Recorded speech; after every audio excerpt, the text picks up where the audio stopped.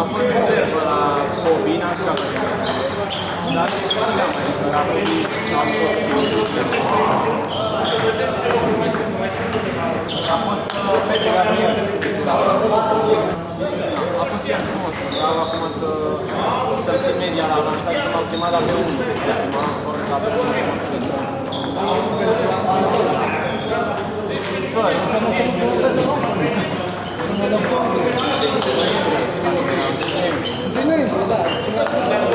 mai sunt cei în față și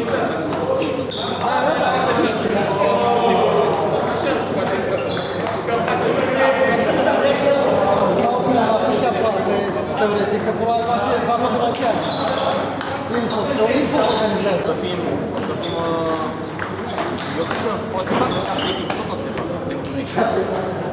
Dar zic că atunci au venit foarte mult la au avut prea mult timp, am fost în Bistrița, Cluj, Botoșani, numai zona aia. Să fie și aici. Să fie și aici. Au fost ok. De ăștia la info m-au gândit-o și au pregătit pe asta zic. Dan la Egipt și cu Vila la avansați, făcea 2-2 și cu la... Eu știu că el a intrat în început. Dar tu când aveai meciul și a săpăsat. A intrat în început, dar vezi că la locul și la o penalitate de atât toți. Da, dar de exemplu aș vrea cu B2, aș vrea cu B2 la Armeni și la Oman a câștigat Infocus și la avantat și la Hockey a câștigat cu Alexandrescu, Robert. Bă, păi și Vitali mai sunt, asta a fost. Că Vitali ne-a bătut pe toți. L-a bătut și pe Badea și pe Niculai și pe... Niculai mi s-a părut că n-a jucat la maxim. Asta zic că și Vitali, dar a fost cât de important de la la Portugal.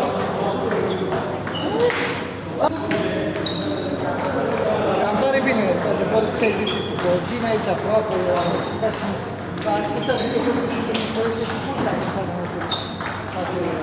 să fie... Am avut toate echipele pe consider că au avut jucători de tip foarte buni. P1 l-a avut pe Inter, care e aproape, e open. Da, știu. P2 l-a avut pe Ștefan Tăsor.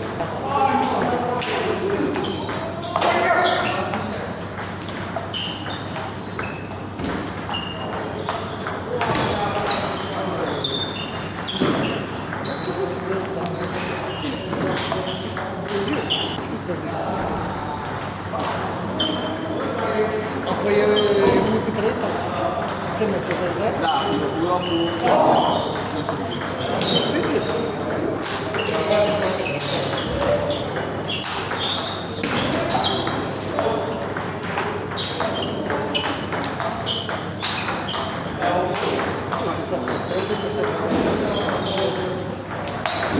Bă, Valentine, mă.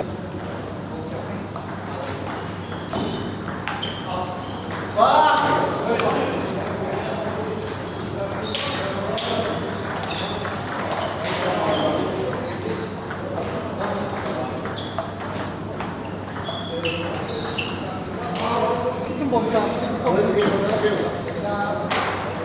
filmul, a fost fraier, după aia reușeam să iasă pe 2 sau pe 1, după interior aveam o să i-a susțit. Așa a picat filmul și